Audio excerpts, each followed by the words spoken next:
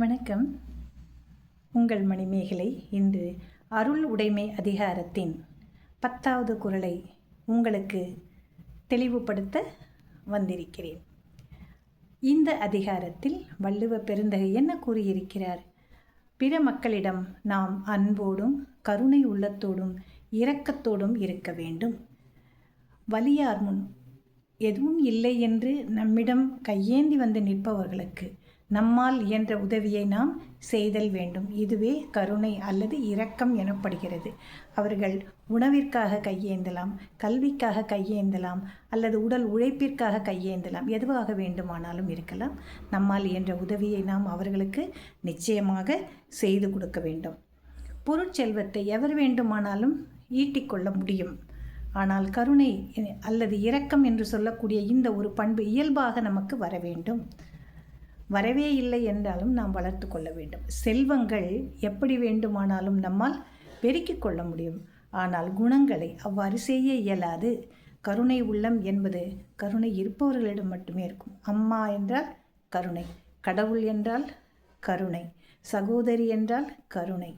ஆக கருணை என்ற சொல்லின் பொருள் மிக ஆழமானது.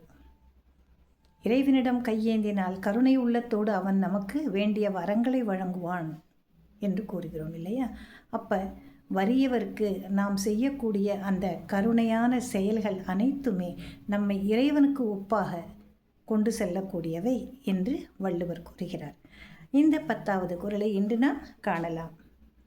வலியார் முன் தன்னை நினைக்காதான் தன்னின் மெலியார் மேல் செல்லும் இடத்து.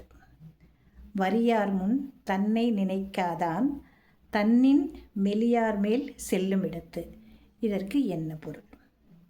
தன்னின் மெலியார், தம்மை விட வலிமையில் குறைந்தவர்களிடம் எவன் ஒருவன் தன்னுடைய ஆதிக்கத்தை செலுத்துகிறானோ அவன் எங்கேயாவது உருப்பிட முடியுமா? முடியாது. சண்டையில் கூட என்ன சொல்லுவாங்க? எனக்கு நிகரான சக்தி இருப்பவன் என்னோடு சண்டையிட வேண்டும். அப்போ தான் அந்த சண்டைக்கு கூட என்ன ஒரு பெருமை இருக்கும். என்னை விட என்ன சொல்கிறது, நம்ம சோப்லாங்கின்னு சொல்லுவோம்ல, அந்த மாதிரி வலிமையே இல்லாதவங்ககிட்ட போய் நான் சண்டை போட்டு என்ன பிரயோஜனம்? நான் தான் வின் பண்ணுவேன்னு எனக்கே தெரியுமே. ஆக வலிமை இல்லாதவர்களிடம், தன்னை விட வலிமை இல்லாத மக்கள் அப்படின்னா வெறும் வலிமை மட்டும் அல்ல, பொருட்செல்வமாக இருக்கலாம், அல்லது வேறு ஏதாவது அவனிடம் இல்லாமலும் இருக்கலாம். அதில் தவறேதுமில்லை.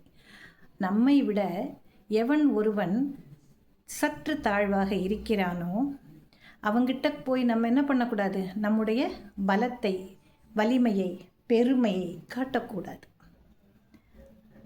அப்படி காட்டுனா என்ன ஆகும் அப்படின்னு சொல்கிறார். நம்மை விட மேலே ஒருவன் இருப்பான் அல்லவா, நம்மை விட வலிமை உடையவன், பொருள் உடையவனாக இருக்கலாம், கல்வி உடையவனாக இருக்கலாம், அறிவுத்திறன் மேம்பட்டவனாக இருக்கலாம், எதுவாக வேண்டுமானாலும் அவனும் இருக்கலாம். நம்ம விட ஒரு பெரியவன் ஒரு படி மேலே இருக்கான் அப்படின்னு சொன்னால் அப்போ நாம் என்ன பண்ணோம்? அவனுக்கு பயந்து தான் ஆகணும்.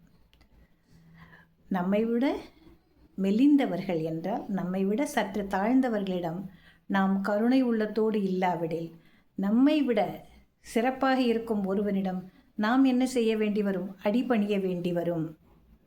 ஆகவே அனைவரும் இந்த கருணை, இரக்கம் என்ற பண்புகளை அழகாக பயன்படுத்துங்கள். தம்மை விட மெலியாரிடம் ஒருபோதும் உங்களுடைய பெருந்தன்மையையும் பெருமையையும் பறைசாற்றிக் கொள்ளாதீர்கள் என்கிறது இந்த வள்ளுவம். நன்றி. நாளை அடுத்த அதிகாரத்தில் நாம் சந்திக்கலாம்.